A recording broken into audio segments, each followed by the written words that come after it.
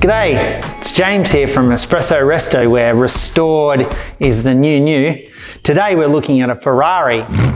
Well, not that kind of Ferrari. We're looking at a G5 Ferrari. It might not be red and it might not be fast, but this Italian beauty can certainly craft you a lovely espresso.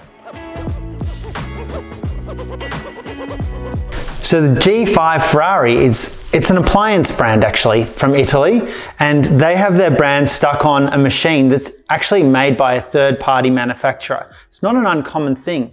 In fact, Starbucks had this particular machine format and configuration sold in US stores previously. You could pick one of them up and take it home and try and make your Starbucks coffee at home. So let's have a look at the machine.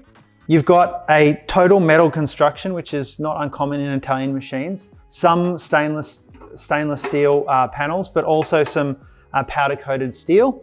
And we have a brass boiler inside, and it's not one that's too dissimilar to a Lelite machine.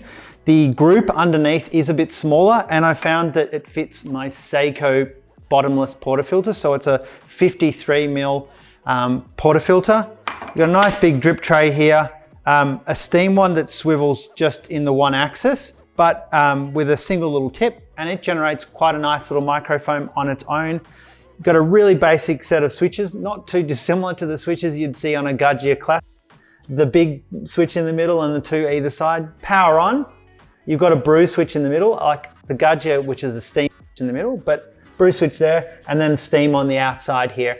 And then your steam controller's on a knob on the side here. So it's a really basic machine, but it can do you a very decent coffee. So why don't we get in and make a coffee? So I got the 53 millimeter tamp that I use with my Seiko Via Venezia. Perfectly fits. So let's get some water in the tank. So nice, easy removing cover at the back. You can lift the tank all the way out, or you can just pour some water in. All right, there we go. And that just slides in nice and easy. So I've got a brass boiler in this machine, similar to the Lelites, Nemoxes, and all those kind of machines that we see coming out of Italy. Nice little boiler with plenty of power. So it's no problem here. Nice, got a retro cup in there, matching the era of the machine maybe. And now we'll just hit the brew switch and let's see how we go.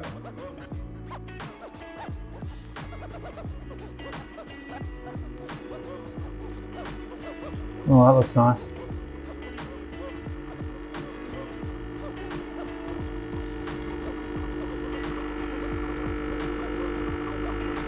And that'll do it. So with the single boiler, we've done our extraction. Now we need to get the boiler set off for steam. And so what we've done, we've flipped it on. It's now heating up to the next thermostat. And when it's hitting the next thermostat, nice little indicator light here that pops up, green when it's ready to steam. So we'll just give that a few minutes to warm up. So the light's green now, we're ready to go. So I typically just purge out the first little bit, give that a little bit of a purge.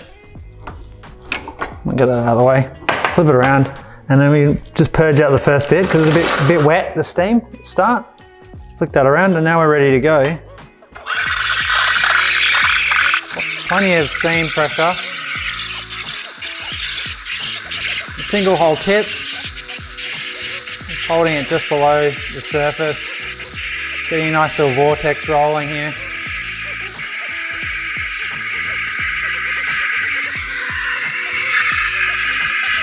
We're starting to get that tonal change in the milk. It's getting close.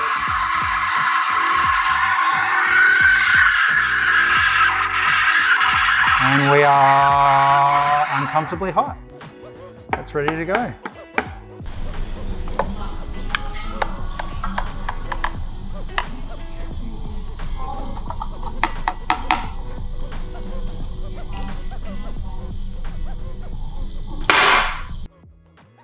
So that was the G5 Ferrari.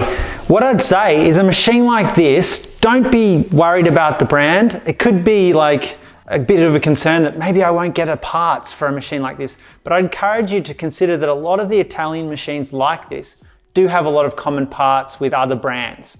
So you can pick up something like this pretty cheap and learn all about how your espresso machine works and have a search online for different parts. I'm sure you'll find it. For instance, my Seiko bottomless portafilter fits in this machine. So have a go, learn about your espresso, and in the meantime, keep caffeinated.